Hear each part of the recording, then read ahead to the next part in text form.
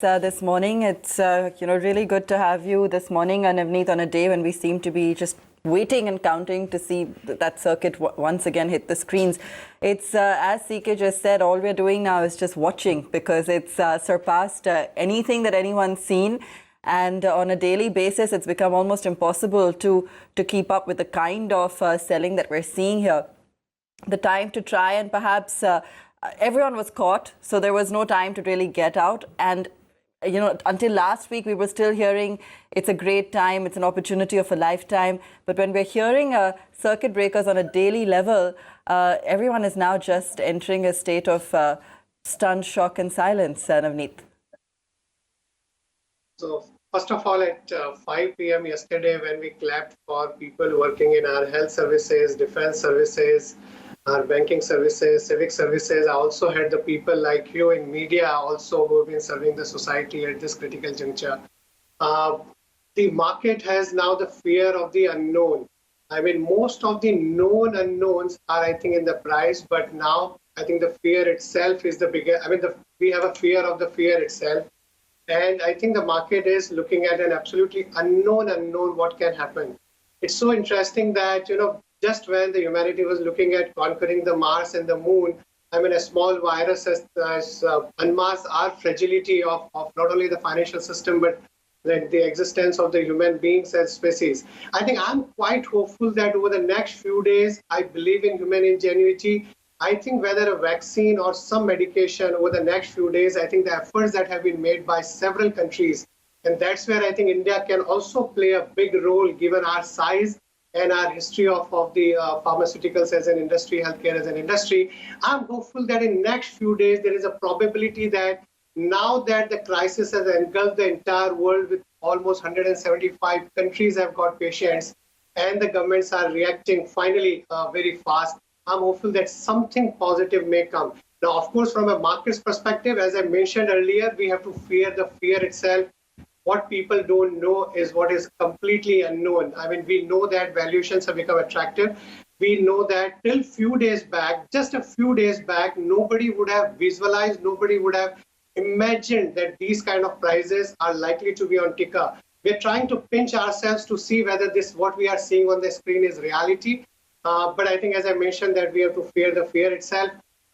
As far as the history is concerned, I'm sure this is the biggest crisis that humanity has seen in last century. But as far as history is concerned, looking at some of the other crises that we have seen may not be as unknown and as unpredictable as this is. The history suggests that dark clouds are always followed by a shining sun. What we don't know at this point in time is how long those dark clouds may continue. All we know is that at some point in time, a shining sun will come back. And I think that's where we need to have the faith in the ingenuity of humanity. Right. So, Navneet, a couple of questions. I mean, A, how are you managing this scenario? I know you said it's a wait and watch mode, but it must be chaos out there in terms of the interactions that you're having currently as well. Pressures in terms of, are we seeing any pressures on redemptions and so on and so forth? And secondly, we're hearing a huge clamor for action on the front of the RBI and the government. Is that something that could possibly reassure markets somewhat, even though the big cloud of fear continues to prevail until we have a solution to the pandemic? Sure. So I'll come to the second point that you asked. One is the policy response. So if you look at globally, central banks have not only cut interest rates sharply, but also are printing money. They are buying right from treasuries to corporate bonds to commercial papers to EBS to even equities in some of the countries. They are providing forbearance. They are providing swap lines. They are providing guarantees to money market mutual funds and variety of things that central banks globally have done. We have done some additional LTRO and the additional OMO, but I think we need to do a lot more, both from the government side as well as all the other policymakers side. I think we need a sharp rate cut. We need substantially higher liquidity in the market, even in the AAA space, even in the commercial paper space, even in the certificate of deposit space. I think we need to think unconventionally and creatively. How do we support those markets where rates have actually moved up? We want lower rates. We want more liquidity in the system. to stem this fall, and all kinds of solutions which we may not have tried in past. For example, can we defer the financial year itself from 31st March to something like 30th April, so that the pressure that comes because of the year-end considerations, I think that's taken off from corporates and from the financial system. Can the PSU bank merger be put off for a few days so that they are better prepared to deal with the volatility? Can we relax the MTM norms, mark-to-market norms for the banks so that they can go and buy more corporate bonds or commercial or some of the other securities? Can we relax the LCR norms? Can we look at all the tightening that we have done of financial system, including the mutual funds or AIS or PMS or advisors or distributors? Can we have a rethinking on all of that? From the government's perspective, the fiscal space is limited. But I think the first and foremost, I think at a war scale, we need to ensure that from a health crisis perspective, we don't allow it to go into the community spread where there are early signs. I think if we can contain it, India could ultimately be a big beneficiary. But apart from that, I think how do we ensure that sectors which may get negatively impacted, they don't create another challenge for the financial system where we already had some of the fault lines. And I think it's very, very critical that we look at the interlinkages, not only with the global market, the interlinkages among all the financial markets, whether it's the currency, bond market, money market, equity market, and its impact on the real economy and the linkages between the real economy and the financial economy, how they can turn out into a vicious cycle. We don't want that. And I think that's why a very strong fiscal action, a very strong monetary action in India. And I think on the monetary side, we have a lot of scope to do what we can do. And I think providing support to the banking system, and I'll give you maybe, I've talked about a few things, but just some of the unconventional things that we need to do, as I mentioned. Maybe I think relaxing the mark-to-market norms so that banks can go and buy more security. Maybe I think we look at deferring our financial year end so that at least people can cope up with the situation which is there in the financial market, in the tax also. I mean, in the tax revenues also. I think the government can redesign, can have a relook at the entire fiscal situation if we change the financial year end. I think there are a variety of things that we need to look at. From RBI's perspective, can we look at creating a strategic reserves of crude oil at this stage when the crude oil have fallen so much by using our foreign exchange reserves? I think we need to explore every possible thing to ensure that it doesn't become a big contagion. Several of the global economies will go into a recession. I think if we take the right steps, I think India can stem that fall. Okay, I'm going to ask you very, short-term dominated questions, Navneet. One, in this entire fall, if I look at the absolute number, FIs have been selling, but DIs have been buying. The net impact is not very large. The net impact is a couple of $1 billion here or there.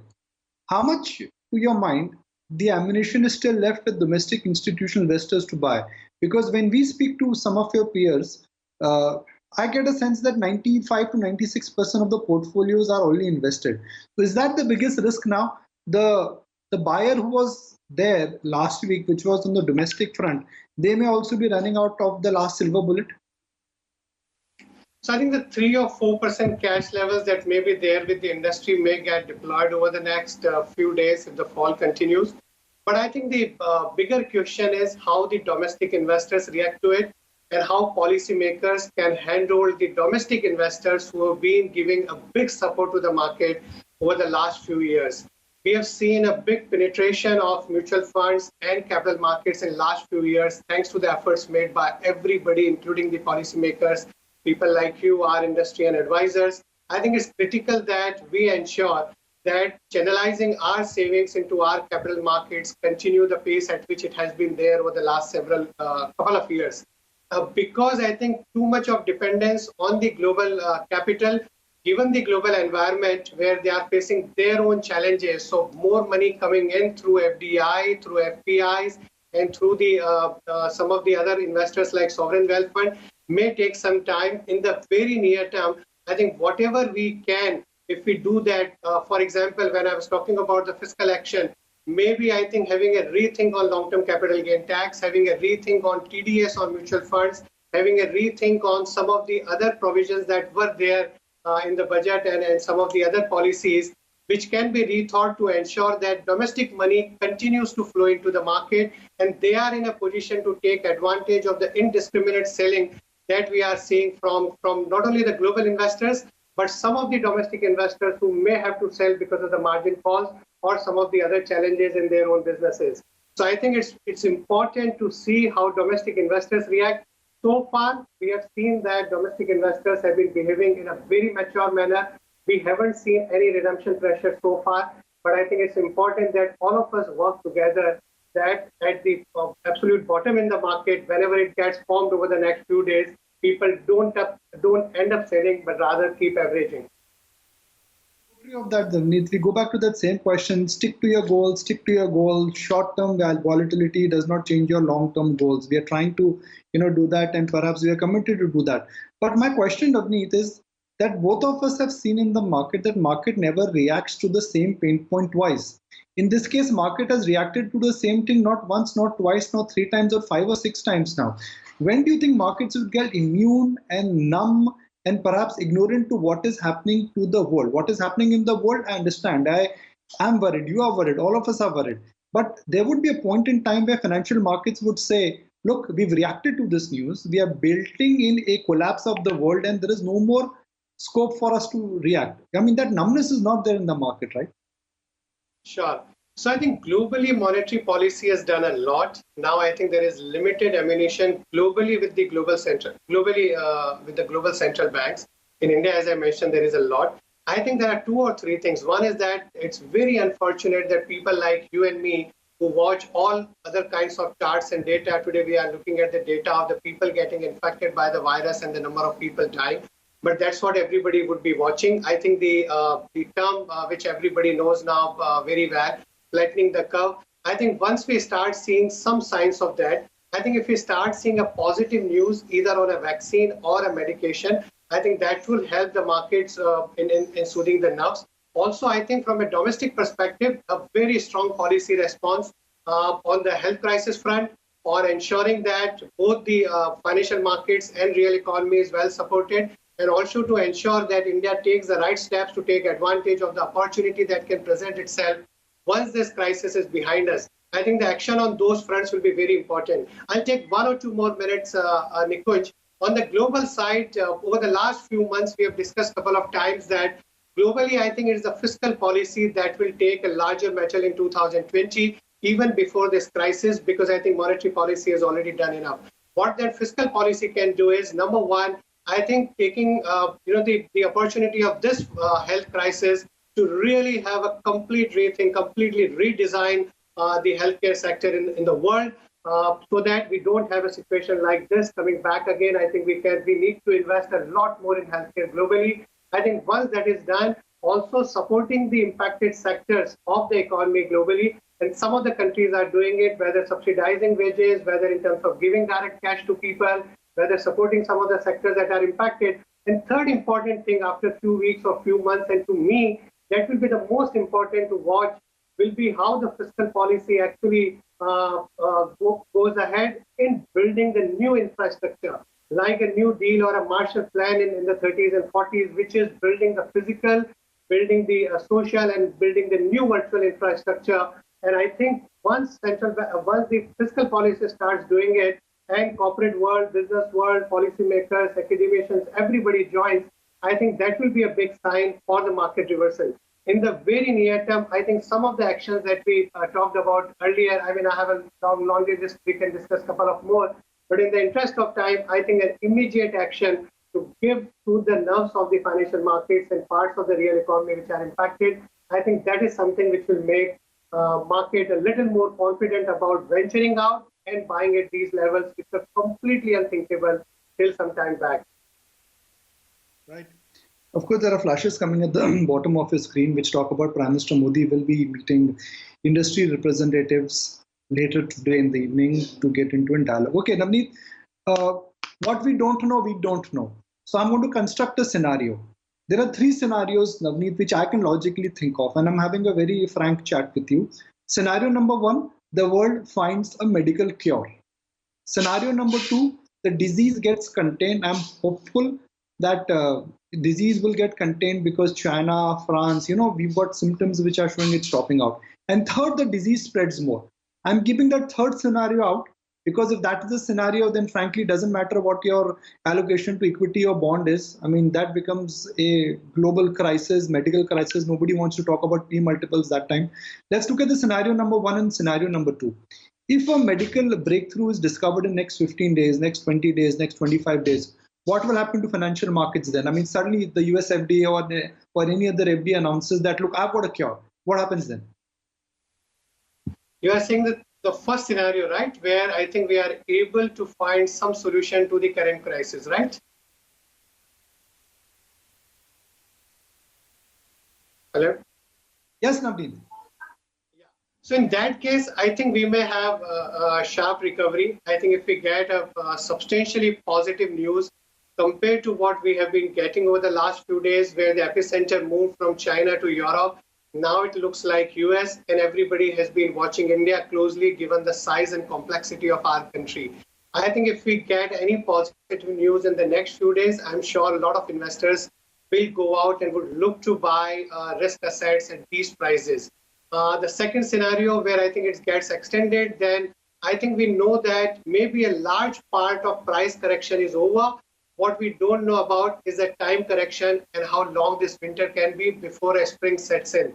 In the third scenario, where I think it spreads a lot more, I mean, God forbid if something like that happens, I think all of us need to be a lot more worried about our health than the wealth. I mean, that wealth won't be as important. But looking at that scenario, I would only say one thing. Once a sage was asked, I mean, what are those words that you can speak in any situation, at any place, at any time? And he replied very wisely, this too shall pass. And I think I give it to human ingenuity. Over the last several centuries, we've been able to find solutions to several crises as big as this.